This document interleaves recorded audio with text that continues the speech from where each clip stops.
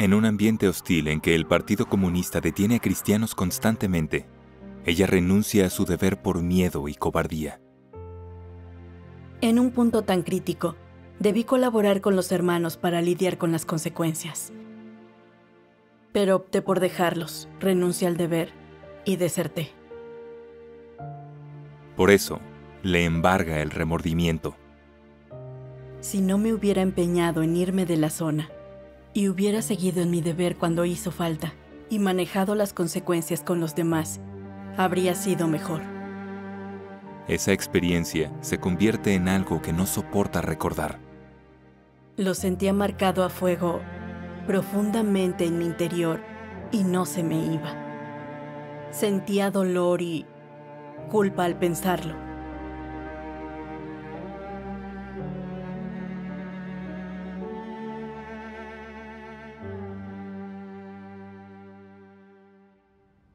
En agosto de 2015, mi familia y yo nos trasladamos a Xinjiang.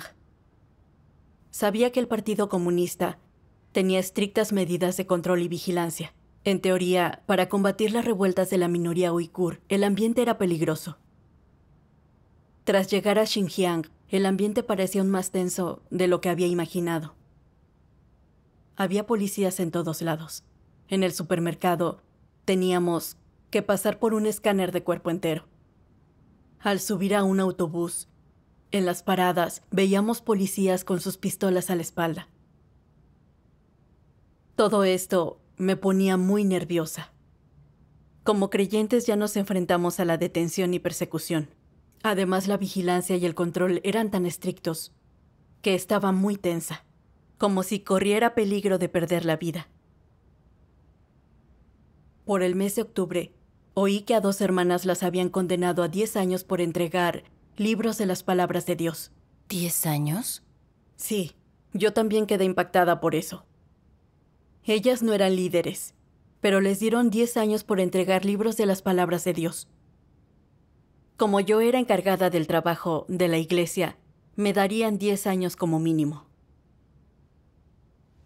Entonces, lo primero que me vino a la mente fueron imágenes de hermanos torturados en la cárcel. Tenía mucho miedo. Pensaba que de ser detenida, ellos me torturarían y no podría soportarlo. Me asusté aún más y no quise pensar más. Pero también oí hablar a unos hermanos y hermanas de cómo recurrían a Dios y confiaban en Él para cumplir un deber en ese ambiente. Descubrieron su dominio omnipotente y sintieron su cuidado y protección. Esto me alentó y dio fe para soportar la situación. En febrero de 2016, oí que Wang Bing, un malvado de una iglesia de la que yo era responsable, siempre criticaba a los líderes, lo que interrumpía la vida de iglesia. Si eso no se resuelve, afecta a la entrada en la vida de los hermanos. Tienes razón. Lo conversé con unos colaboradores y decidimos que yo debía viajar a esa iglesia para solucionarlo. Pero tenía un poco de miedo. En esa iglesia detuvieron a las hermanas, que fueron condenadas a 10 años. El Partido Comunista incluso reunió a los lugareños para anunciarles la condena, con lo que los intimidó y amenazó para que no creyeran. Era un ambiente muy peligroso. No sabía si me detendrían si iba. Así que busqué excusas para no ir. Pero vi que mi compañera, la hermana Shin King, estaba lista y dispuesta a ir. Y sentí un poco de vergüenza. Hacía poco que Shin King era creyente y se estaba formando. Había problemas en esa iglesia y no era un buen ambiente. Me sentí mal por hacer que ella fuera. Por eso dije, es mejor que yo vaya.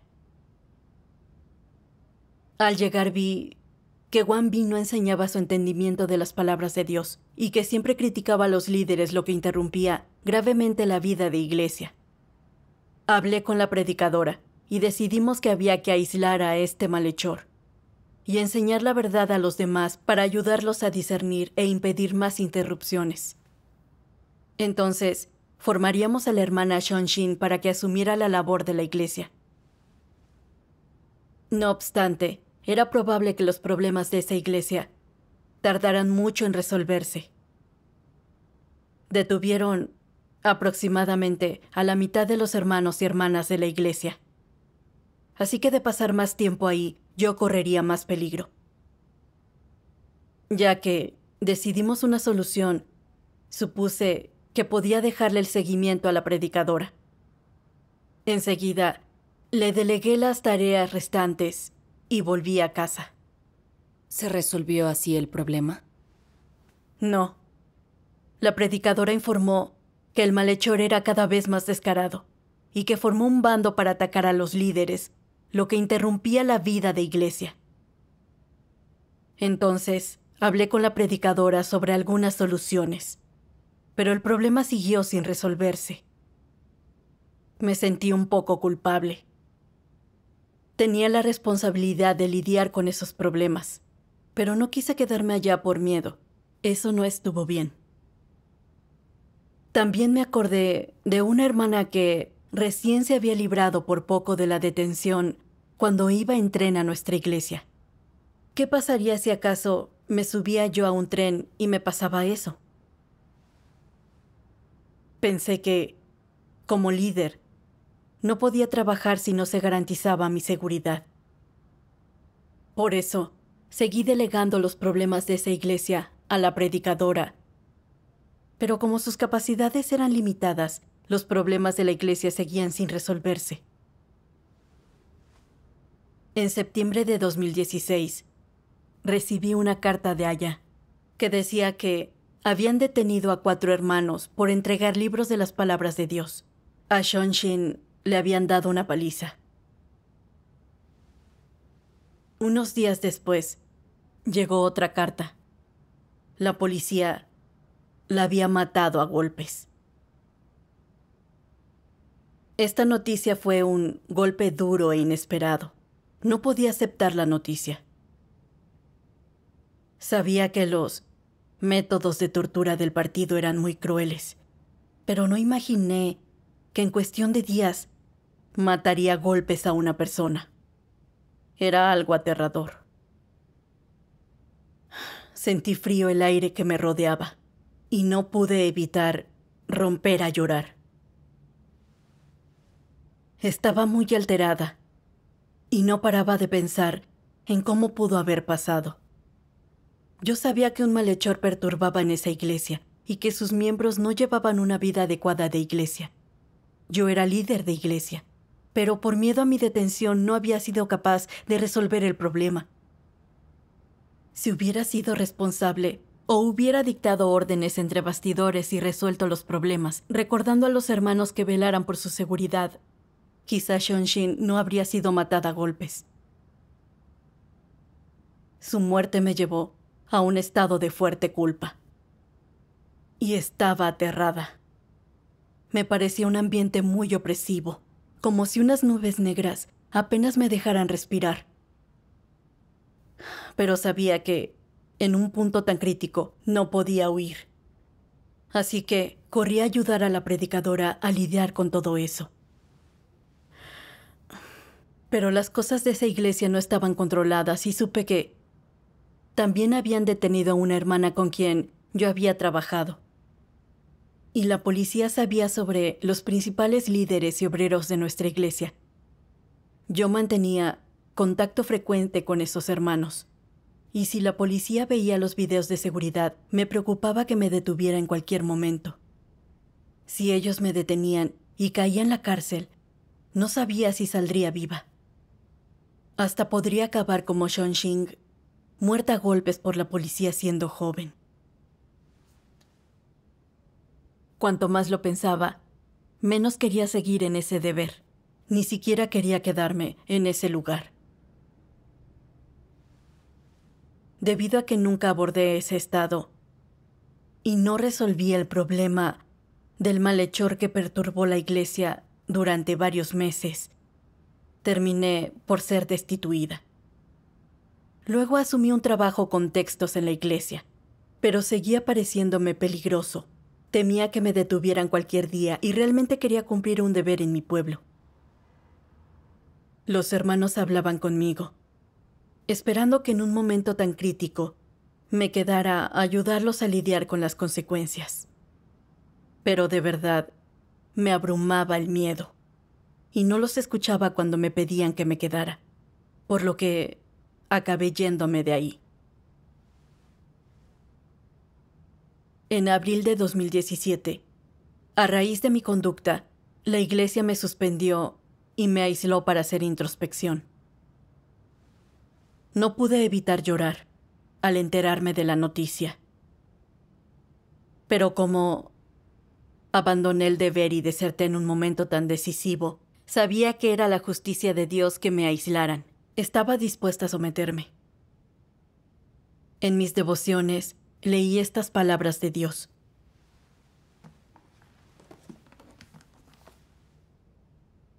Si desempeñas un papel importante en la difusión del Evangelio y abandonas tu puesto sin el permiso de Dios, no existe mayor transgresión.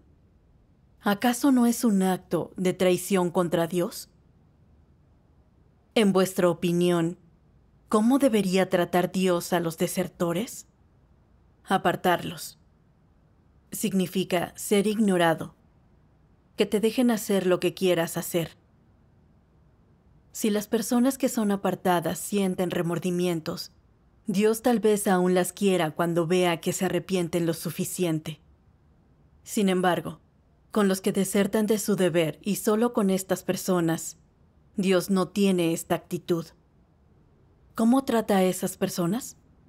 Dios no las salva. Él las desprecia y las rechaza. 100% correcto. Quienes cumplen un deber importante han sido comisionados por Dios. Y si desertan de su puesto, da igual lo bien que lo hayan hecho antes o lo hagan después.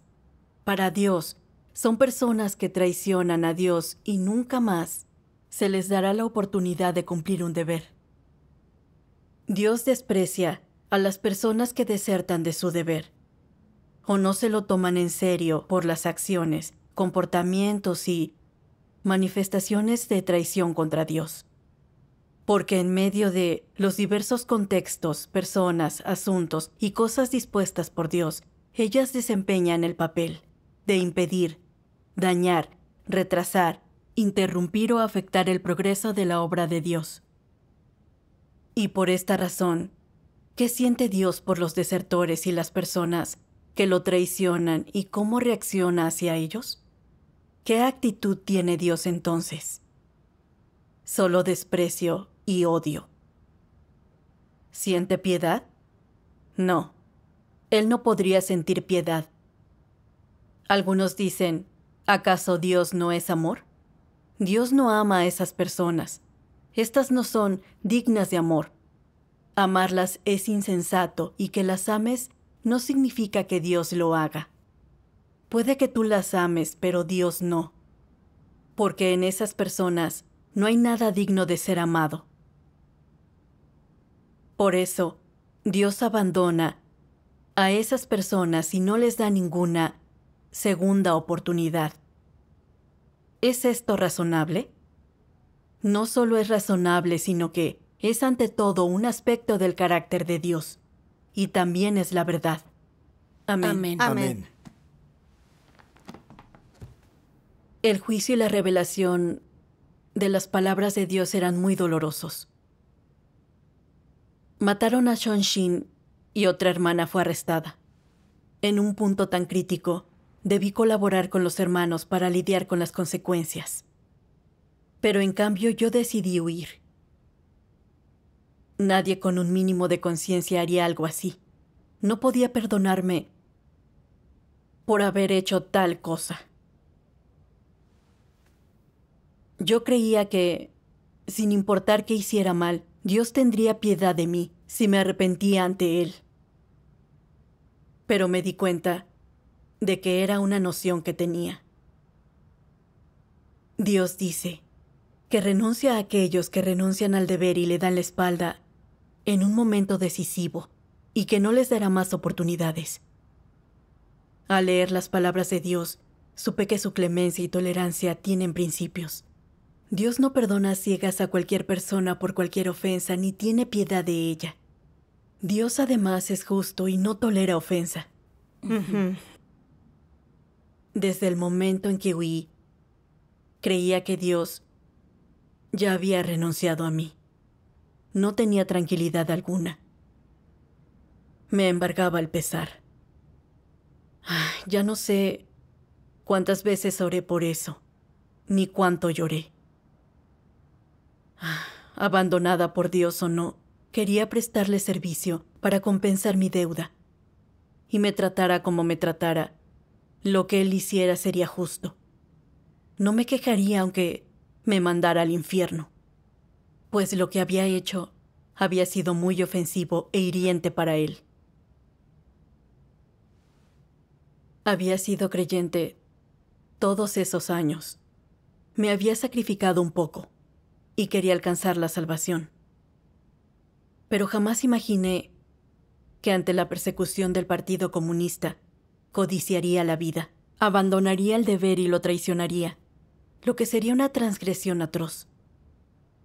Al pensarlo me sentí muy desdichada y desesperada. No podía parar de llorar. Me abrumaba la culpa y el pesar. Si no me hubiera empeñado en irme de la zona, hubiera seguido en mi deber cuando hizo falta y manejado las consecuencias con los demás. Habría sido mejor. No viviría con tanta desdicha y desesperación. No quería que salieran así las cosas. Pero no importaba. Ya era demasiado tarde. Debía asumir las consecuencias. Me odié por ser egoísta y despreciable. Alguien como yo no era digno de la tolerancia y clemencia de Dios. Creía que como la Iglesia no me había expulsado, debía prestar servicio para compensar mi transgresión. Posteriormente, en el deber iba donde me ordenaran los líderes. Si me decían que diera apoyo a iglesias en peligro, yo iba. Y poco después logré buenos resultados. No obstante, no volví a hablar del asunto. Quería esconderme de él y olvidarlo. Pero no podía. Lo sentía marcado a fuego profundamente en mi interior. Y no se me iba. Sentía dolor y culpa al pensarlo. Un día leí unas palabras de Dios que arrojaron luz sobre mi estado.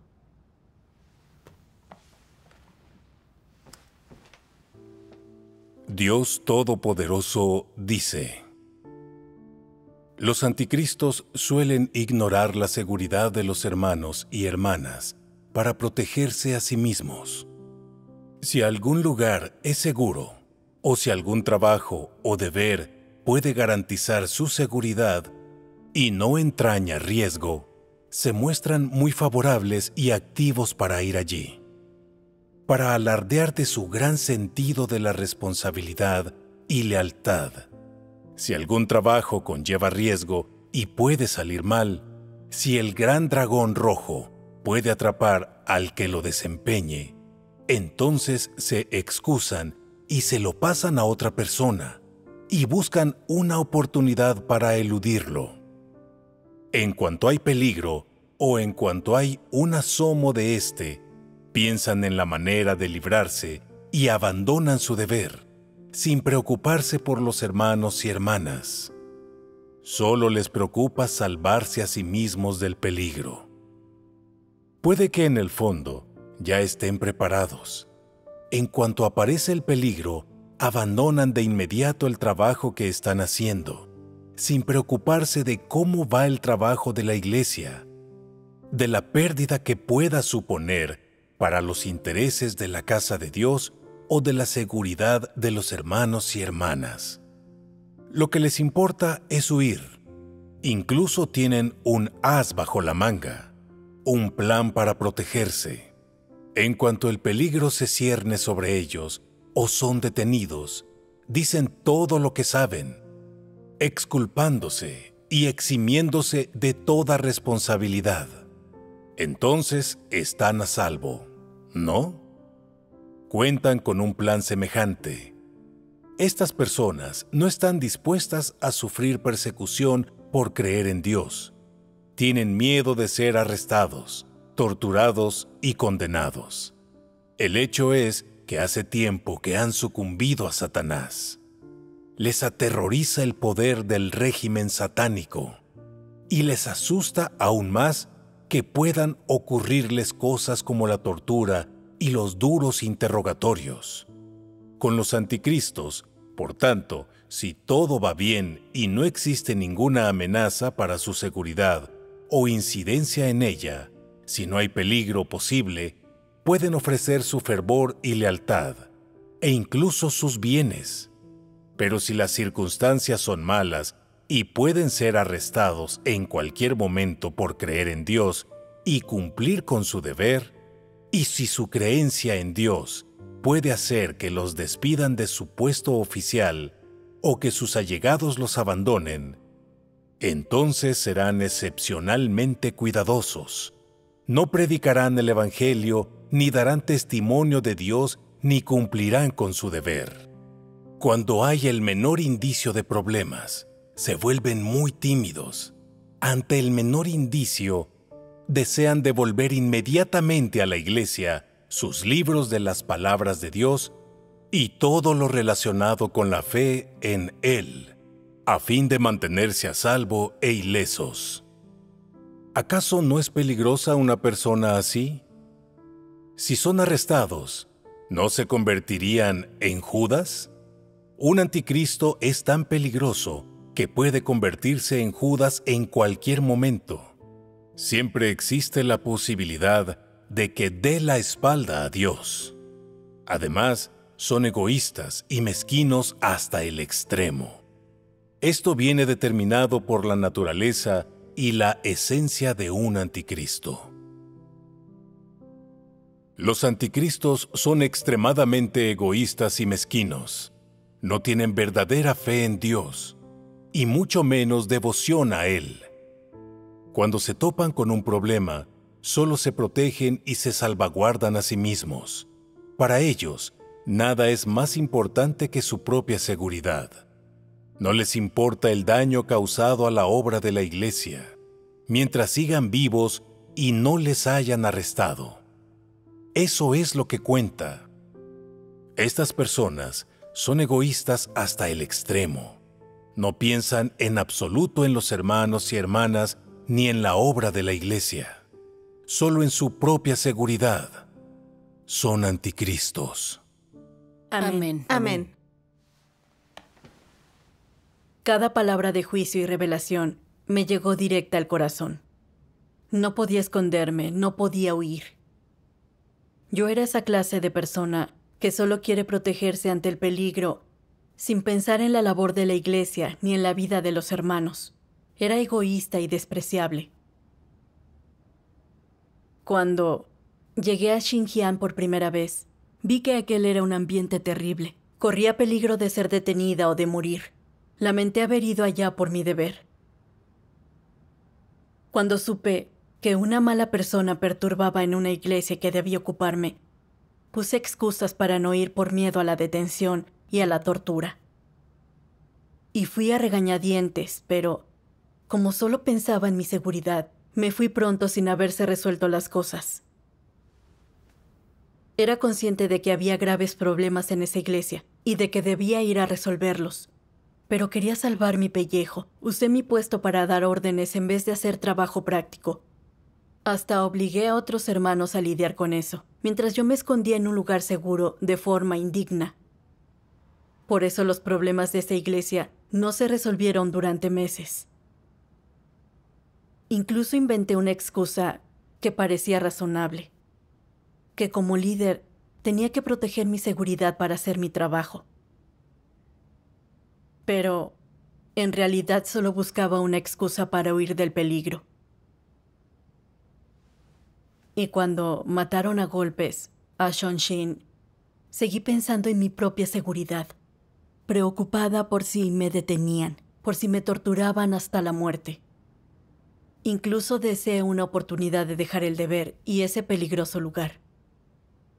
Tras mi destitución, no ayudé con las consecuencias y volví a mi pueblo.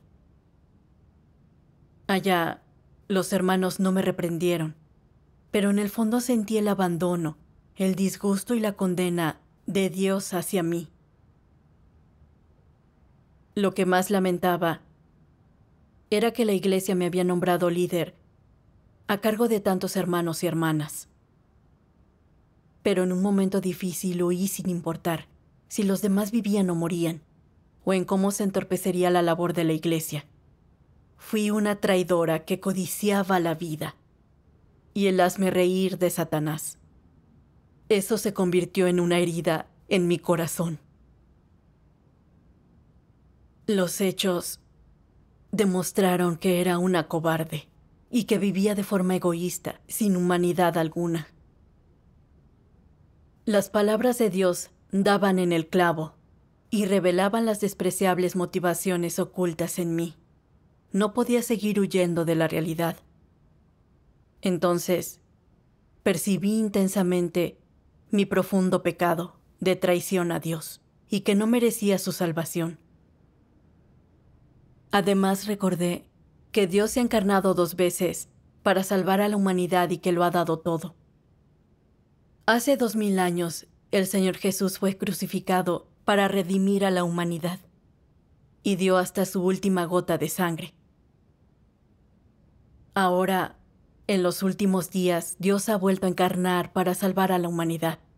Arriesga su vida para obrar en la guarida del gran dragón rojo y siempre es perseguido por el Partido Comunista. Pero Dios jamás renunció a salvar a la humanidad. Sigue expresando verdades para regarnos y proveernos. Dios lo ha dado todo por el hombre. Su amor por nosotros es muy real y desinteresado. Pero yo era egoísta y despreciable. En el deber solo me protegía a mí misma e ignoraba la labor de la iglesia. Estaba muy en deuda con Dios y no merecía vivir ante Él. Solo quería prestarle servicio para quizá paliar un poco mi pecaminosidad. En diciembre de 2021, me eligieron líder de iglesia otra vez. Pero al pensar en que había traicionado a Dios y que no merecía ser líder, llorando le conté a un líder que había desertado anteriormente.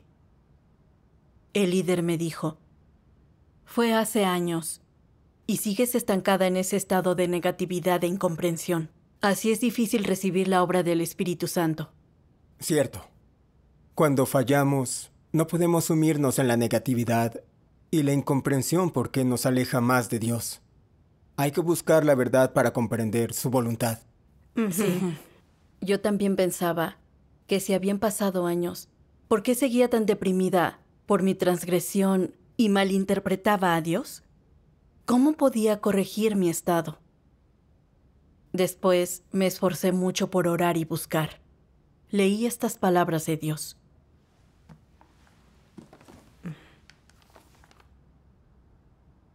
Aún cuando sientas que Dios te ha abandonado y que estás en la oscuridad, no tengas miedo. Mientras sigas viviendo y no estés en el infierno, tienes una oportunidad. Pero si eres como Pablo, que en última instancia testificó que para él vivir es Cristo, para ti todo ha terminado. Si puedes despertar, aún tienes una oportunidad.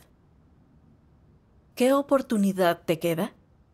Puedes presentarte ante Dios, puedes orar y buscar respuestas de Él, diciendo: «Dios mío, te ruego que me esclarezcas para que comprenda este aspecto de la senda de práctica y de la verdad». Mientras seas un seguidor de Dios, tendrás esperanza de salvación y llegarás hasta el final. ¿Quedan bastante claras estas palabras? ¿Sigues siendo susceptible de ser negativo? No. Cuando la gente entiende la voluntad de Dios, su senda es ancha, si no, es estrecha. Hay oscuridad en su corazón y no tiene senda que recorrer. Los que no entienden la verdad son así. Siempre hilan muy fino, se quejan de Dios y lo malinterpretan, y cuando caminan, su senda desaparece. De hecho, La gente no entiende a Dios. Si Dios tratara a las personas como ellas imaginan, la raza humana ya habría sido destruida. No quiero ver a nadie con la sensación de que Dios lo ha dejado al margen, de que Dios lo ha abandonado o le ha dado la espalda. Lo único que quiero es veros a todos en el camino de la búsqueda de la verdad y buscando entender a Dios, marchando osadamente hacia adelante, con determinación inquebrantable, sin ningún tipo de dudas o cargas. No importa que cometieras errores, no importa lo lejos que te hayas desviado o cuán gravemente hayas transgredido, que esto no sea una carga que debas llevar mientras aspiras a conocer a Dios. Continúa hacia adelante. Dios tiene la salvación del hombre en su corazón. Eso nunca cambia. Esta es la parte más preciosa de la esencia de Dios. Dios se enojó mucho con los ninivitas, debido a que los actos malvados de los ninivitas habían llamado su atención. En ese momento, su ira derivaba de su esencia. Pero cuando la ira de Dios se disipó y Él concedió su tolerancia sobre el pueblo de Nínive una vez más, todo lo que Él reveló era aún su propia esencia.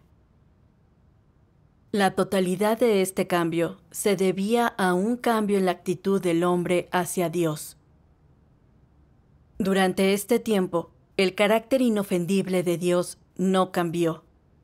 La esencia tolerante de Dios no cambió. Y la esencia amorosa y misericordiosa de Dios no cambió. Cuando las personas ofenden a Dios, Él trae su ira sobre ellas. Cuando las personas se arrepienten de verdad, el corazón de Dios cambia y su ira se detiene. Cuando las personas siguen oponiéndose tosudamente a Dios, su furia no se detiene y su ira presionará sobre ellas poco a poco, hasta que todos sean destruidos. Esta es la esencia del carácter de Dios. No importa si Dios expresa ira o si expresa misericordia, la conducta, el comportamiento y la actitud que el hombre tiene hacia Dios en el fondo de su corazón dictan la revelación del carácter de Dios. Amén. Amén. Gracias a Dios. Las palabras de Dios me emocionan. Cometer errores o transgresiones en un deber no es aterrador. Si alguien se arrepiente, Dios no los recordará, tendrá piedad y los salvará. Sí. Me conmoví mucho y sentí una honda culpa al leer estas palabras de Dios. Me di cuenta de que había malinterpretado a Dios todos esos años. La voluntad de Dios es salvar a la humanidad. No abandonaría a nadie por una transgresión momentánea, sino que le daría oportunidades para arrepentirse. Igual que al pueblo de Nínive. Dios solo dijo que lo aniquilaría porque hacía el mal, se oponía a él y lo ofendía. Pero antes de aniquilar Nínive, mandó a Jonás a predicar su palabra, con lo que les dio una última ocasión de arrepentirse. Cuando se arrepintieron sinceramente ante él, se retractó de su ira, y la convirtió en tolerancia y clemencia y los perdonó. Con esto descubrí el gran amor y la clemencia de Dios hacia la gente. La gran ira y la generosa clemencia de Dios tienen principios, y cambian exclusivamente en función de la actitud de la gente hacia Dios. Sí. Sí. Aunque las palabras de juicio y revelación de Dios son duras, incluso de condena. Son un enfrentamiento verbal, no son hechos reales. La voluntad de Dios era que yo comprendiera su carácter justo e inofendible, que lo venerara de corazón y me arrepintiera de verdad, para que en todo momento o circunstancia pudiera cumplir un deber con devoción. Exacto. Sí. En ese momento, entendí que era muy terca y rebelde. Llevaba años malinterpretando a Dios, limitándome con nociones, atrapada en un cuello de botella. Pero Dios no había renunciado a salvarme. Yo malinterpretaba su intención de salvarme. Eso me recuerda lo que dijo Dios. La misericordia y tolerancia de Dios no son raras. El arrepentimiento del hombre lo es. Amén. Muy cierto. Aunque Dios tiene su ira y su juicio y revelaciones sobre nosotros y Él nos condena, rebosa amor y clemencia. Si no comprendemos su carácter justo, lo malinterpretamos. Sentí pesar y culpa al entender el deseo de Dios de salvar a la humanidad. No quería seguir huyendo de mi transgresión, ni seguir malinterpretando a Dios. Quería arrepentirme. Quería aprovechar la lección de este fracaso para continuar alertándome. Había sido egoísta y codiciado la vida. Ante el peligro deserté e ignoré el trabajo de la iglesia. El miedo a la muerte era mi punto débil. Tenía que buscar la verdad para corregirlo. Amén. Luego leí estas palabras de Dios.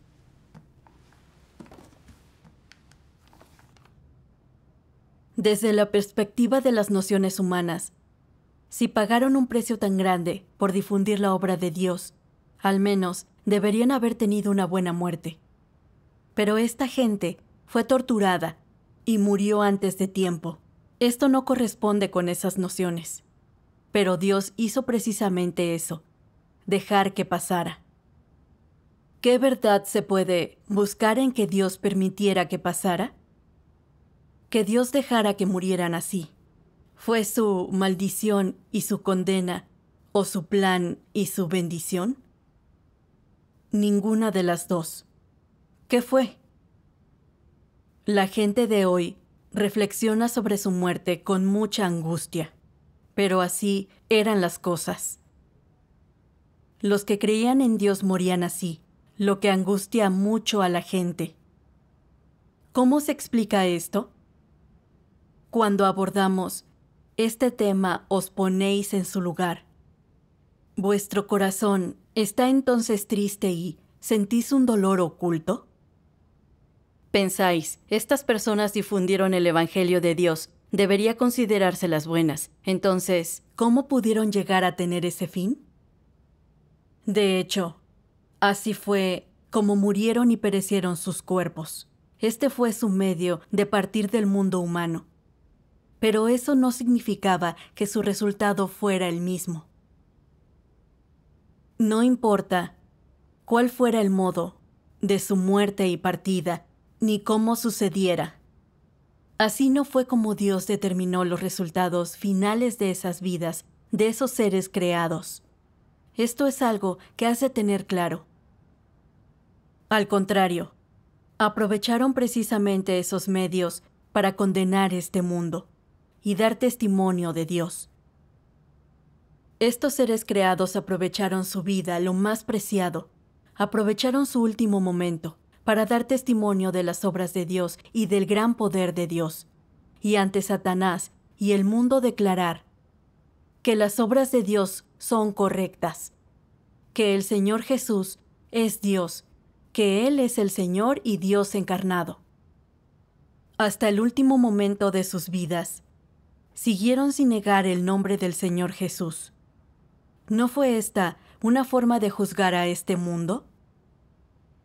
Su vida la aprovecharon para proclamar al mundo y confirmar a los hombres que el Señor Jesús es el Señor y es Cristo, que Él es Dios encarnado, que la obra de redención para la humanidad le permite a ésta continuar viviendo una realidad que es eternamente inmutable. ¿Hasta qué punto cumplieron con su deber? ¿Hasta el máximo logro? ¿Cómo se manifestó el máximo logro? Ofrecieron sus vidas. Eso es, pagaron el precio con su vida. La familia, la riqueza y las cosas materiales de esta vida son cosas externas. Lo único interno a uno mismo es la vida. La vida es para cada uno la cosa más digna de ser atesorada, la cosa más preciada, y esas personas ofrecieron su posesión más preciada, la vida, como confirmación y testimonio del amor de Dios por por la humanidad.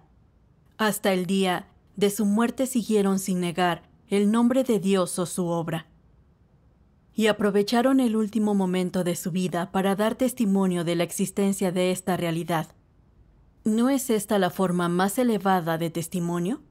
Esta es la mejor manera de cumplir con el deber, lo que significa cumplir con la responsabilidad.